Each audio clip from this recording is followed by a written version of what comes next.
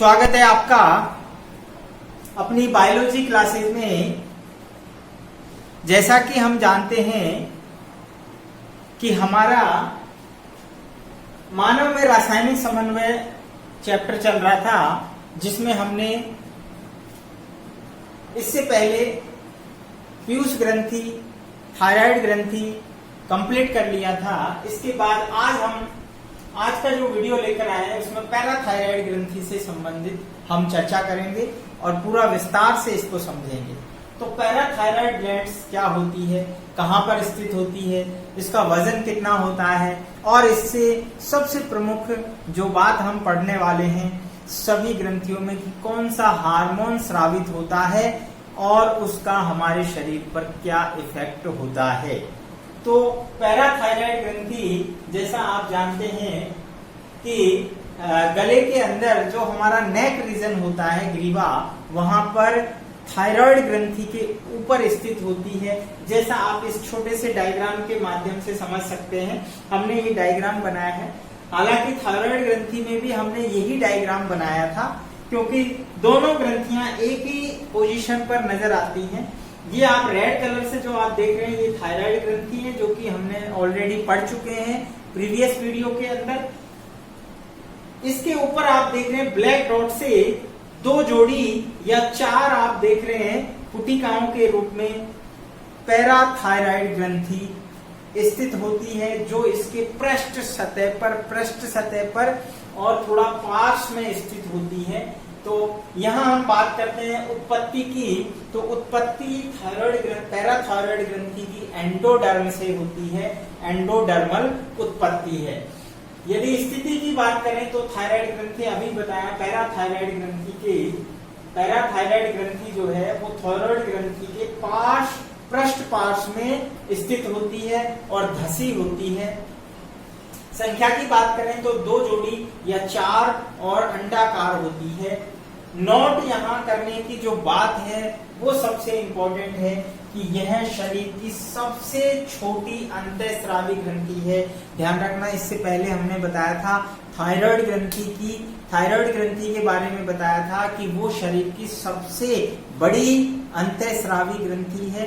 शरीर की सबसे बड़ी अंतःस्रावी ग्रंथि थायराइड और सबसे छोटी अंतःस्रावी ग्रंथि पैराथायराइड। यानी याद रखना बहुत आसान है, यहीं पर दोनों सबसे बड़ी और सबसे छोटी ग्रंथि पाई जाती है। क्लियर? आगे बढ़ते हैं। स्रावित हार्मोन, पैराथायराइड ग्रंथि से पैराथायराइड हार्मोन, जिसे हम पैराथायराइड हार्मोन या पीटीएच या पैराथार्मोन भी कहते हैं। पैराथार्मोन या पीटीएच या थायराइड, पैराथायराइड हार्मोन। यहाँ हम इसे कॉलिक का हार्मोन भी कहते हैं। कॉलिक का हार्मोन क्यों कहते हैं? क्योंकि कॉलिक नामक वैज्ञानिक ने इसे खोजा था, इसलिए इसे कॉलिक का हार्मोन भी कहते हैं। ध्यान रखना, पीटीएच को कॉलिक का हार्मोन भी कहते हैं। यह पैराथायराइड की सी कोशिकाओं से, सी सेल अर्थात चीफ सेल जिन्हें कहते हैं, उनसे स्रावित होता है और यह प्रोटीन प्रकृति का हार्मोन होता है। ये प्रोटीन प्रकृति का हार्मोन है। जैसा हमने पहले वाली वीडियोस में बताया था कि हार्मोन जो है अलग अलग प्रकृति के होते हैं। तो हमारी प्रीवियस वीडियो जिन्होंने नहीं देखी है, आप वो देखिए, हमने पूरा डिटेल से बताया हार्मोन्स कितने जो है प्रकृति के होते हैं। प्रोटीन प्रकृति के होते हैं, स्टेरॉइड प्रकृति के होते हैं, इस प्रकार से। तो यहाँ हम देखते हैं कि पैराथायराइड हार्मोन जो है वो प्रोटीन प्रकृति के होते हैं। नेक्स्ट हम बात करते हैं कि पैराथार्मोन जो है उसकी कार्य क्या है, यानी पैराथायराइड ग्रंथि से स्रावित हार्मोन क्या काम करता है। तो सबसे पहला हम बात करते हैं तो यह रक्त में कैल्शियम और फास्फोरस का नियमन करता है। शरीर में कैल्शियम आयनों की और फास्फोरस आयनों की जो लेवल है उसका नियमन करता है, उसको रेगुलेट करता है। कैसे करेगा? विटामिन डी के साथ मिलकर। ध्यान रखना, विटामिन डी के साथ मिलकर यह कैल्शियम उपापचय का नियंत्रण करता है, यानी कैल्शियम मेटाबॉलिज्म को ये विटामिन सी के साथ जो है नियंत्रित करता है। आंत्र में भोजन जो भोजन आंत्र में पड़ा हुआ है उससे कैल्शियम के अवशोषण में सहायक होता है। यानी आंत्र में जो भोजन पड़ा हुआ है उससे कैल्शियम का अवशोषण इस पीटीएच हार्मोन्स के द्वारा होता है। इसी प्रकार नेफ्रॉन्स के अंदर जो वृक्क नलिकाएं होती हैं, वृक्क नलिकाओं में कैल्शियम के पुनर्अवशोषण को ये बढ़ा देता है। और पुनर्अवशोषण को हम जानते हैं, हमने उत्सर्जन तंत्र में पढ़ा था कि नेफ्रॉन में पुनर्अवशोषण जब होता है तो वो चीजें रक्त में मिलाई जाती हैं, अर्थात कैल्शियम के पुनर्अवशोषण करके ये रक्त में मिलाता है और रक्त में कैल्शियम का जो है लेवल बढ़ जाता है। तो हम सीधा सीधा कह सकते हैं कि जो पीटीएच हार्मोन है वो रक्त में कैल्शियम को लेवल को बढ़ाता है, जबकि ये फास्फोरस के उत्सर्जन को बढ़ाता है। और जब फास्फोरस का उत्सर्जन बढ़ेगा तो फास्फोरस का लेवल रक्त में कम होता है। तो यहाँ पर हम ये कह सकते हैं कि जो पीटीएच हार्मोन है वो कैल्शियम के लेवल को रक्त में बढ़ा देता है। इस स्थिति को, जब कैल्शियम बढ़ जाता है रक्त में, तो इस स्थिति को क्या कहते हैं? Hyper calcaemia. हाइपर कैल्सीमिया, ध्यान रखना, कैल्शियम जब बढ़ जाता है तो उस स्थिति को हम कहते हैं हाइपर कैल्सीमिया, यानी कैल्शियम का ज्यादा होना। और इस हार्मोन को, इसलिए इस हार्मोन को हाइपर कैल्सियमिक हार्मोन कहते हैं। ध्यान रखना, हाइपर कैल्सियमिक हार्मोन यानी कैल्शियम को बढ़ाने वाला हार्मोन। तो यहाँ हम ये बात कह सकते हैं कि जो पीटीएच है वो कैल्शियम के लेवल को बढ़ा रहा है और फास्फोरस के लेवल को कम करता है। जो यहाँ पर सबसे इंपॉर्टेंट चीज है, नीट एग्जाम्स में कई बार इस तरह के क्वेश्चंस पूछे जाते हैं और सीबीएसई में भी क्रॉस क्वेश्चंस आते हैं। पीटीएच हार्मोन टीसीटी जो हम पहले पढ़ चुके हैं, थायरोकैल्सिटोनिन, उसी को हम कैल्सिटोनिन भी कहते हैं। यानी जो कहां से स्रावित हो रहा था? थायराइड ग्रंथि से। ध्यान रखना, थायराइड ग्रंथि से जो कैल्सिटोनिन हार्मोन स्रावित हो रहा था, जिसे टीसीटी कह रहे थे, वो हार्मोन पीटीएच हार्मोन दोनों एक दूसरे के विपरीत काम करते हैं। पीटीएच हार्मोन और कैल्सिटोनिन हार्मोन एक दूसरे के विपरीत काम करते हैं।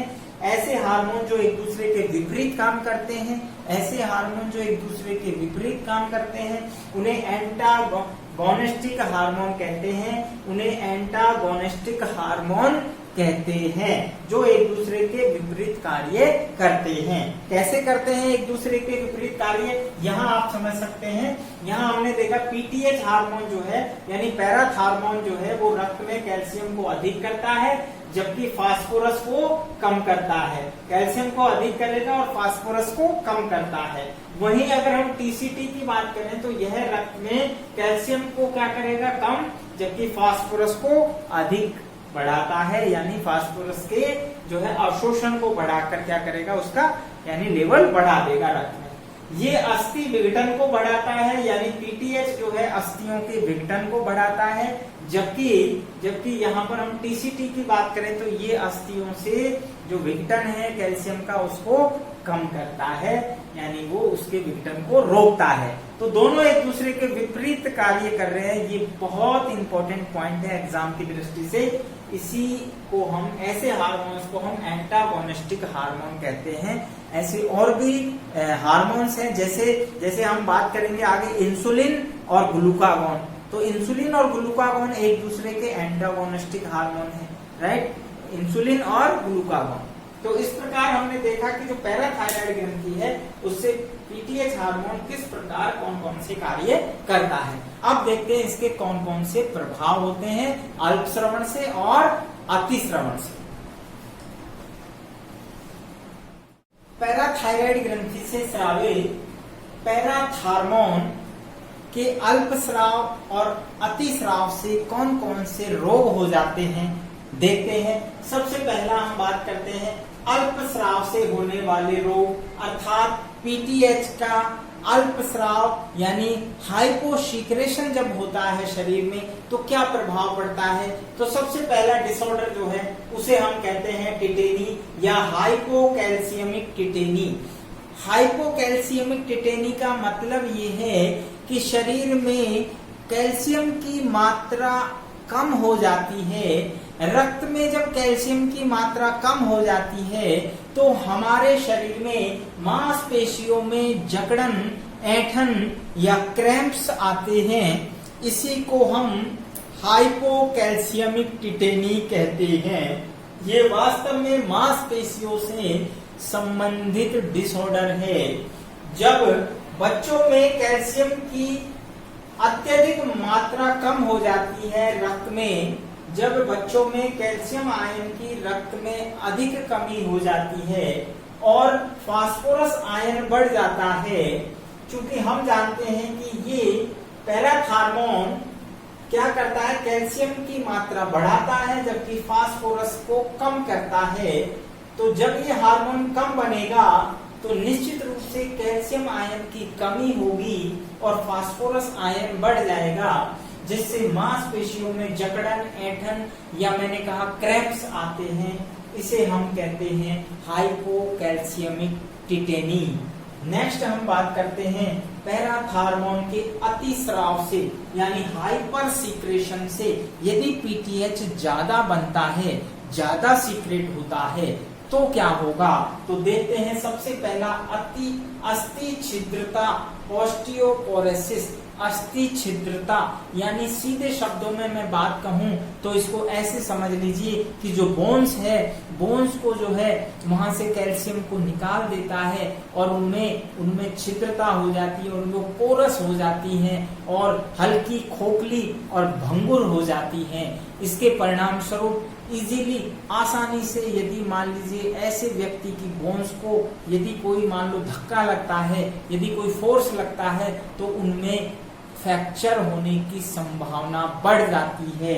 तो ऐसे डिजीज को, ऐसे डिसऑर्डर को अस्थि छिद्रता, ऑस्टियोपोरोसिस कहते हैं। तो यहाँ हम देखते हैं कि पीटीएच अस्थियों से कैल्शियम को निकालकर रक्त में बढ़ा देता है। भाई जब ज्यादा मात्रा में पीटीएच स्रावित होगा तो ये क्या करेगा, अस्थियों से भी कैल्शियम को निकाल के रक्त में बढ़ा देता है, रक्त में कैल्शियम के लेवल को बढ़ाता है, जैसा हम जानते हैं। जिससे क्या होगा, अस्थियां विघटित होती हैं, अस्थियों के अंदर विघटन शुरू हो जाता है और अस्थियां जब विघटित होती हैं तो वो छिद्रित हो जाएंगी, भंगुर हो जाएंगी और खोखली हो जाती हैं, और यानी उनके अंदर चिकनाई कम हो जाती है, उनका घनत्व कम हो जाता है, बहुत यानी हल्की हो जाती हैं। ऐसी अस्थियों में फ्रैक्चर जल्दी होता है, इजीली वो फ्रैक्चर हो जाती हैं। इसे अस्थि छिद्रता या ऑस्टियोपोरोसिस कहते हैं। दूसरा जो डिजीज है वो होता है ऑस्टियोसिस फाइब्रोसा सिस्टिका। ऑस्टियोसिस फाइब्रोसा सिस्टिका यानी इसको हम तंतुमय अस्थि विकृति कहते हैं। क्या है ये तंतुमय अस्थि विकृति? वास्तव में क्या होता है, यहाँ हम देखते हैं कि जो सामान्य बोन्स होती है उसकी जगह क्या है, एक पुटी या जिसे हम कहते हैं तंतुमय टिश्यू, फाइब्रस टिश्यू ले लेता है। बोन्स के स्थान पर फाइब्रस टिश्यू जो है वो रिप्लेस हो जाता है। साथ ही साथ कोमल जो सॉफ्ट टिश्यू है वहां पर कैल्सिफिकेशन होता है, अर्थात कैल्शियम जमा होने लगता है, क्योंकि हमें पता है ये हार्मोन कैल्शियम की मात्रा को बढ़ाता है। उससे क्या होगा, जगह जगह कैल्शियम डिपोजिट हो जाता है और कैल्शियम डिपोजिट होने से, कैल्सिफिकेशन होने से कई बार जो है वृक्क के अंदर स्टोन बन जाते हैं, जिन्हें वृक्क पथरी या किडनी स्टोन कहते हैं।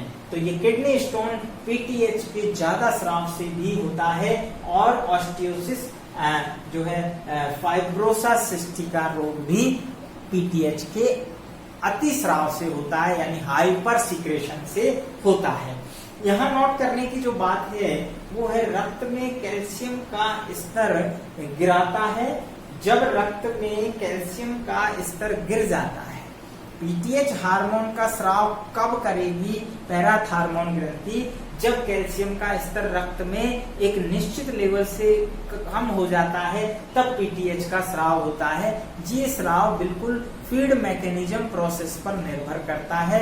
फीड मैकेनिज्म कंट्रोल के अनुसार ही, यानी जब कैल्शियम कम होगा तो पीटीएच स्रावित होगा, कैल्शियम अधिक है तो पीटीएच का स्राव बंद हो जाएगा और जो इसके जो एंटागोनिस्टिक हार्मोन है उसका स्राव होगा, दैट इज कैल्सिटोनिन। तो इस प्रकार हमने देखा आज की वीडियो के अंदर पैराथायराइड जो ग्रंथि है वो किस प्रकार से अपना जो है पैराथार्मोन हार्मोन का प्रभाव शरीर पर दिखाती है। मिलते हैं नेक्स्ट वीडियो में नेक्स्ट ग्लैंड के साथ में। तब तक देखते रहिए। आप हमारा जो है जो YouTube चैनल है उसको आप सब्सक्राइब कीजिए। आपको वीडियो अच्छा लग रहा है तो आप अपने दोस्तों को जो बायोलॉजी से संबंधित लाभ उठाना चाहते हैं उन्हें दीजिए। ये नीट वाले स्टूडेंट्स के लिए भी उतना ही यूजफुल है। मिलते हैं नेक्स्ट।